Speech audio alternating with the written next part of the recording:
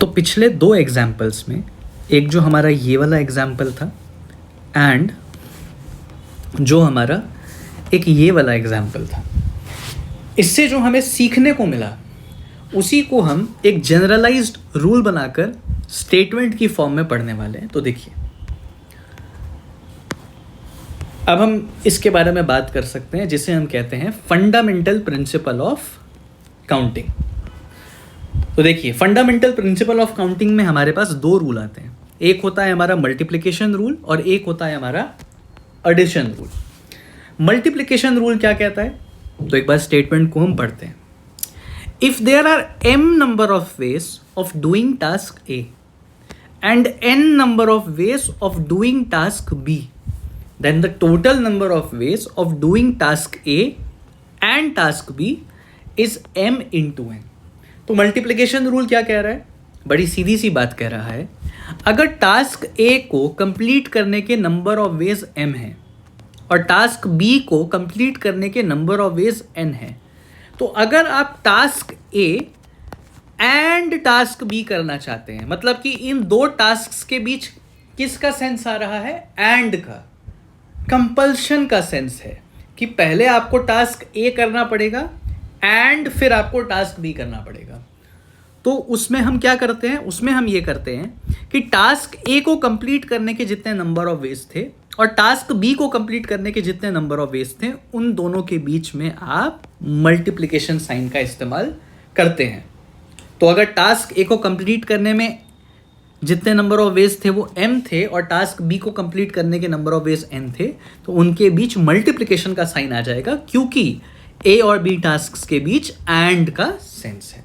तो यही multiplication rule हमारा कहता है। सिमिलरली देखिए, एडिशन रूल क्या कहता है।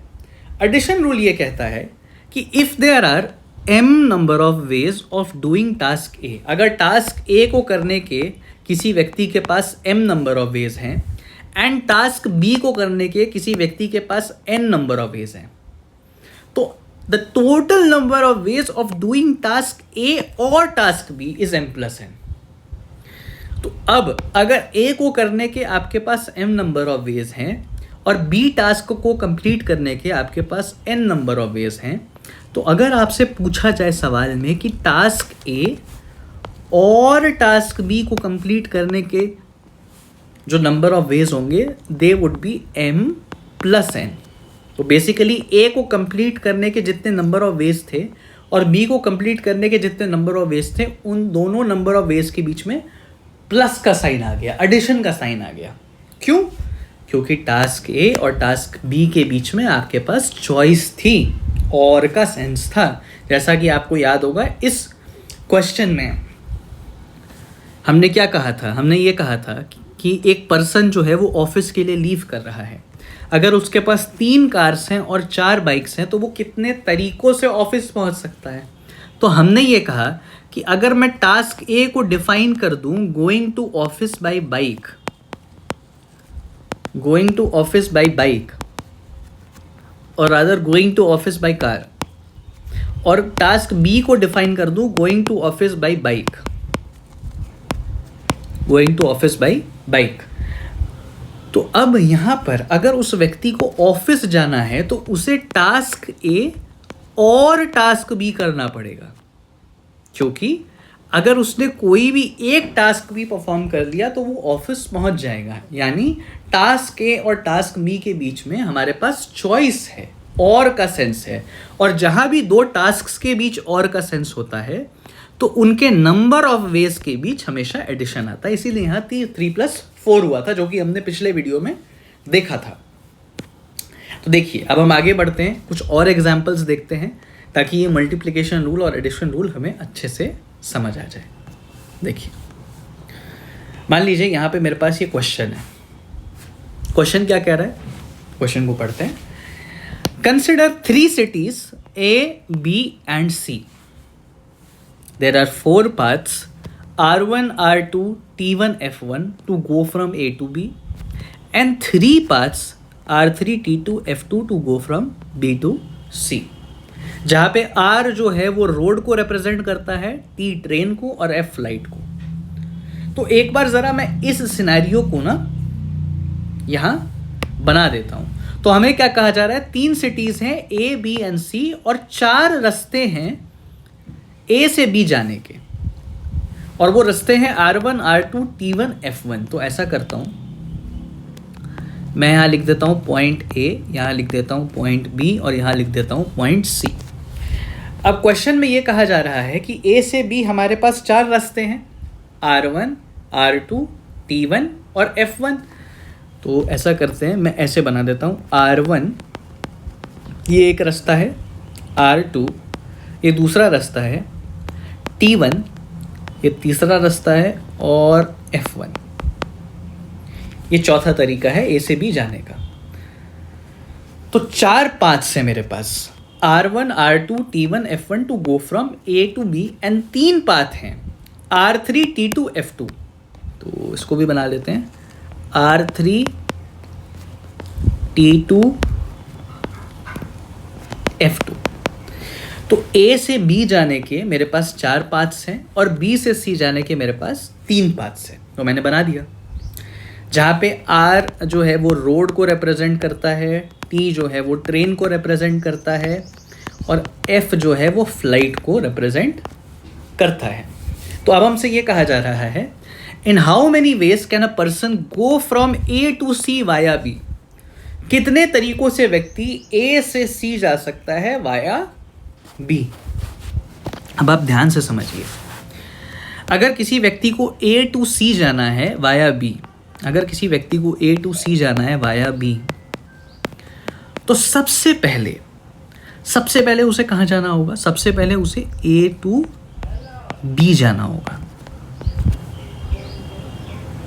सबसे पहले उसे A टू B जाना होगा एंड फिर उसे B से C जाना होगा।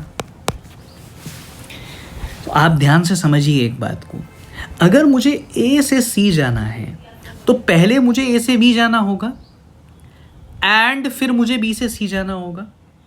यानी A टू B को अगर मैं एक टास्क कह दूं, इसे मैं एक टास्क 1 मान लूं और B से C जाने को मैं टास्क 2 मान लूं, तो मेरे टास्क 1 और टास्क 2 के बीच एंड का सेंस है, क्योंकि मुझे अगर A से C जाना है तो मुझे ये दोनों टास्क कंप्लीट करने होंगे। मुझे टास्क 1 भी कंप्लीट करना होगा एंड टास्क 2 भी कंप्लीट करना होगा। मैं ये नहीं कह सकता कि A से C जाने के लिए मुझे A से B जाना होगा और B से C जाना होगा, ये तो सेंस ही नहीं बना रहा है। चॉइस थोड़ी है A to B and B to C के बीच में, चॉइस थोड़ी है कि कोई भी एक टास्क कर लो तो आपका ये mega task A to C complete हो गया। नहीं, A टू C वाले टास्क को कंप्लीट होने के लिए टास्क 1 एंड टास्क 2 को कंप्लीट, दोनों को कंप्लीट होना पड़ेगा। सही बात है। अब मैं अगर आपसे पूछूं कि A से B ये जो टास्क 1 है that is going from A to B, इसको कंप्लीट करने के कितने तरीके हैं? तो भाई A से B आप कितने तरीकों में जा सकते हैं? तो आप कहेंगे सर A से B हम 4 तरीकों में जा सकते हैं। सही बात है। अब अगर मैं आपसे पूछूं कि ये जो टास्क 2 है that is going from B to C, इसको कितने तरीकों में कंप्लीट किया जा सकता है? तो आप कहेंगे सर B से C जाने के हमारे पास R3, T2, F2 यानी टोटल 3 तरीके हैं। और क्योंकि इन 2 टास्क्स के बीच में एंड का सेंस आ रहा है, इसीलिए इस 4 और 3 के बीच में मल्टीप्लिकेशन का साइन आ जाएगा, क्योंकि यही तो मल्टीप्लिकेशन रूल कहता है। यही तो मल्टीप्लिकेशन रूल कहता है कि अगर टास्क A को कंप्लीट करने के m नंबर ऑफ वेज हैं, टास्क B को कंप्लीट करने के n नंबर ऑफ वेज हैं, तो task A and task B को कंप्लीट करने के जो नंबर ऑफ वेज होंगे वो इंडिविजुअल टास्क के नंबर ऑफ वेज के बीच मल्टीप्लिकेशन का साइन आ जाएगा। तो यहाँ पे आंसर आ जाएगा 4 into 3 विच इज 12। तो A से C था आपका मेगा टास्क, उसको हमने डिवाइड कर दिया 2 टास्क में। That is first task is going from A to B and second task is going from B to C। तो क्योंकि पहले टास्क को कंप्लीट करने के नंबर ऑफ तरीके 4 थे और दूसरे टास्क को कंप्लीट करने के नंबर ऑफ तरीके 3 थे, तो A to B and B to C का मतलब हो जाएगा 4 into 3 विच इज 12 के बराबर। ठीक बात है। अब आप देखिए, इसी क्वेश्चन का हम सेकंड पार्ट करते हैं। If the person is at B then in how many ways can he leave B. तो मैं ऐसा करता हूं, मैं एक्चुअली ये जो मैंने यहां ड्रॉ किया है ना, इसको मैं यहां ले आता हूं ताकि हमें क्वेश्चन को सॉल्व करने में आसानी हो। ओके, अब हमसे सेकंड क्वेश्चन ये कह रहा है कि अगर एक व्यक्ति बी पर खड़ा है then in how many ways can he leave B. तो मान लीजिए कि कोई व्यक्ति यहां खड़ा है बी पे, तो वो बी को कितने तरीकों से छोड़ सकता है। तो आप ध्यान से सोचिएगा, बी को छोड़ने के लिए, बी को छोड़ने के लिए अगर मैं लीविंग बी को अपना मेगा टास्क मान लूं, तो लीविंग बी को क्या मैं ऐसे कह सकता हूं कि बी को छोड़ने का मतलब यह है कि या तो आप बी से ए चले जाइए और या फिर बी से सी चले जाइए। ध्यान से समझिएगा, जो ये मेरा लीविंग बी वाला मेगा टास्क है, क्या मैं इसको कह सकता हूं कि या तो आप बी से ए चले जाइए या फिर आप बी से सी चले जाइए। यानी ये जो बी से ए जाने वाला टास्क 1 है और ये जो बी से सी जाने वाला टास्क 2 है, इनके बीच में और का सेंस आएगा कि एंड का। अगर मुझे बी छोड़ना है तो या तो मुझे बी से ए जाना होगा या फिर मुझे बी से सी जाना होगा। यानी इन दोनों टास्क्स के बीच में और का सेंस है, एंड का सेंस नहीं है, और का सेंस है। करेक्ट बात है। इसका मतलब जो बी से ए टास्क 1 है, इसको कंप्लीट करने के कितने तरीके होंगे? कितने तरीकों से मैं बी से ए पहुंच सकता हूं? तो मैं 4 तरीकों से बी से ए पहुंच सकता हूं। अब अगर मैं आपसे पूछूं मैं कितने तरीकों से बी से सी पहुंच सकता हूं, तो आप कहेंगे सर मैं 3 तरीकों से बी से सी पहुंच सकता हूं। और इस 4 और इस 3 के बीच में प्लस का साइन आएगा या फिर मल्टीप्लाई का। तो क्योंकि इन दोनों टास्क्स के बीच में और का सेंस है कि या तो आप बी से ए चले जाइए तो भी आप बी को लीव कर देंगे, या फिर आप बी से सी चले जाइए तो भी आप बी को लीव कर देंगे। तो क्योंकि हमारे पास यहां चॉइस है दोनों टास्क्स के बीच में, इसीलिए इनके नंबर ऑफ वेज के बीच में हमारे पास साइन आ जाएगा प्लस का। तो आंसर हो जाएगा 7। सही बात है। तो आपने देखा कि कैसे इस क्वेश्चन के फर्स्ट पार्ट के अंदर, क्योंकि हमें ए से सी जाना था और ए से सी जाने वाला काम तभी हो सकता था जब कोई व्यक्ति ए से बी जाए एंड बी से सी जाए, इसीलिए इसके जो नंबर ऑफ वेज थे और इसके जो नंबर ऑफ वेज थे, इनके बीच में मल्टीप्लिकेशन साइन का इस्तेमाल हुआ। लेकिन क्योंकि सेकेंड पार्ट के अंदर हमें बी को छोड़ना था, और बी को छोड़ने का मतलब यह था कि या तो आप बी से ए चले जाइए या फिर आप बी से सी चले जाइए। तो क्योंकि हमारे पास इन दोनों टास्क्स के बीच में और का सेंस आ रहा था, इसीलिए इनके नंबर ऑफ वेज के बीच में एडिशन हो गया, यानी 4 + 3 विच इज 7 हमारा आंसर हो गया। ओके, आगे बढ़ते हैं। अब देखिए, इस इमेजरी को मैं इस क्वेश्चन के लिए भी यहां ले आता हूं। ऑलराइट, देखिए थर्ड पार्ट हमसे क्या कह रहा है। थर्ड पार्ट हमसे कह रहा है number of ways of going from A to C via same mode of transport. ध्यान से समझिएगा क्वेश्चन क्या कह रहा है। क्वेश्चन हमसे ये कह रहा है मैं कितने तरीकों से ए टू सी जा सकता हूं अगर मैं सेम मोड ऑफ ट्रांसपोर्ट का इस्तेमाल करता हूं। यानी अगर मैं ए टू बी वाया रोड गया तो मुझे बी टू सी जो है वो भी वाया रोड ही जाना पड़ेगा, क्योंकि तभी तो सेम मोड ऑफ ट्रांसपोर्ट हो पाएगा।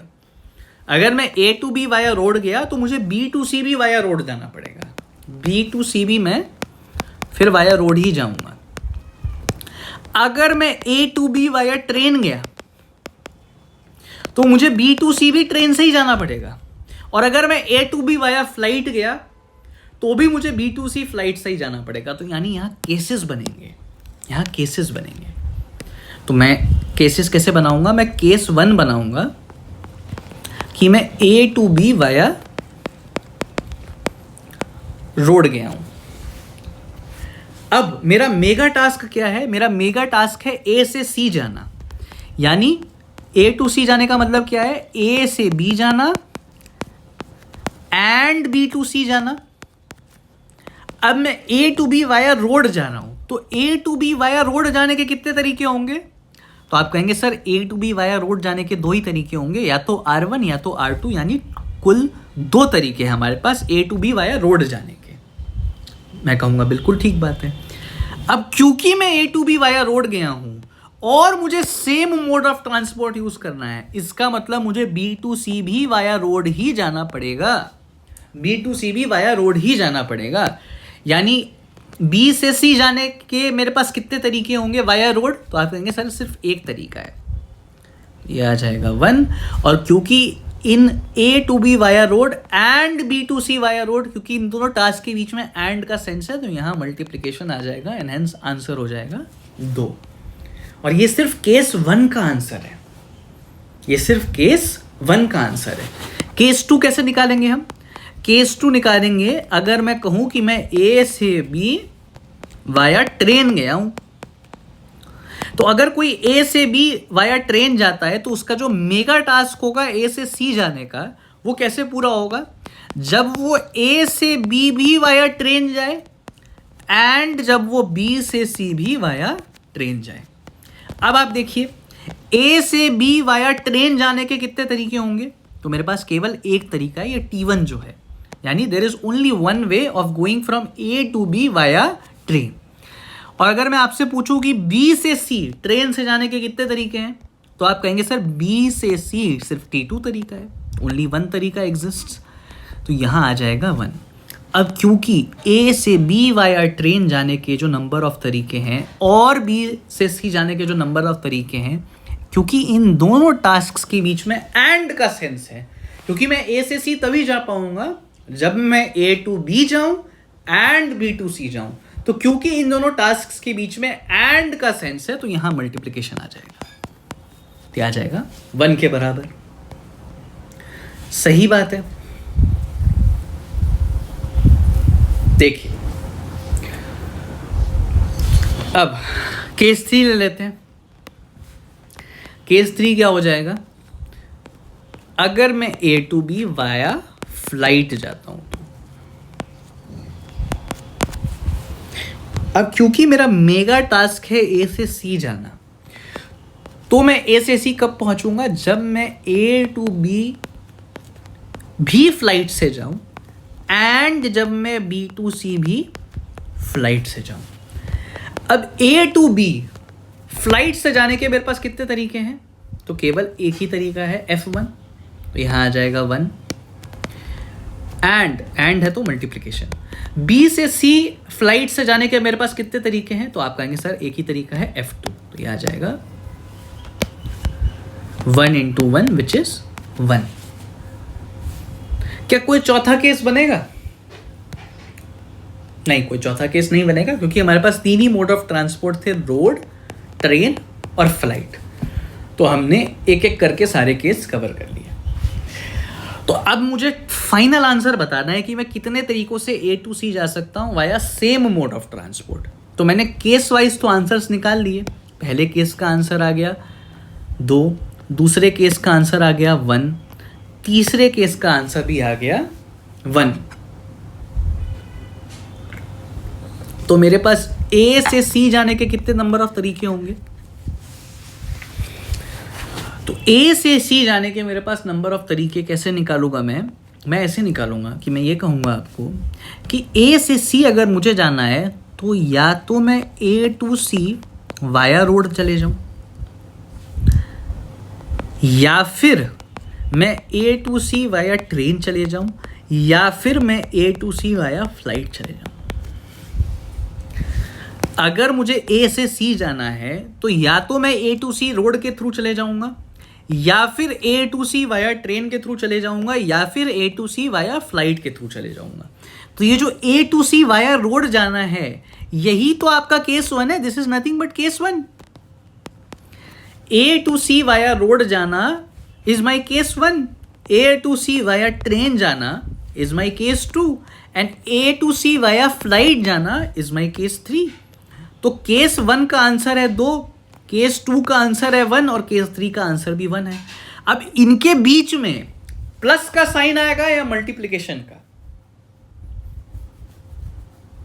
कैसे पता करते हैं वो? तो उसके लिए हम ये देखते हैं कि इन टास्क्स के बीच में और का सेंस है कि एंड का.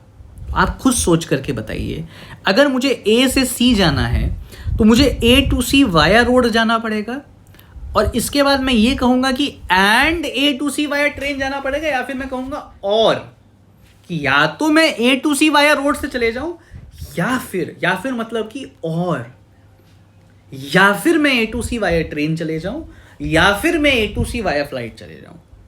तो क्योंकि इन टास्क्स के बीच में और का सेंस आ रहा है, इसीलिए इनके नंबर ऑफ वेज के बीच में एडिशन का साइन आ जाएगा, एंड हेंस आंसर हो जाएगा 4. ठीक बात है. तो आप इस क्वेश्चन को अच्छे से समझिए कि हमने यहां पर क्या किया. यहां हमने केस वाइज क्वेश्चन को सॉल्व किया है कि अगर मुझे A to C via road जाना है तो इसका मतलब यह है कि मैं A to B भी वाया रोड जाऊं एंड B to C भी वाया रोड जाऊं.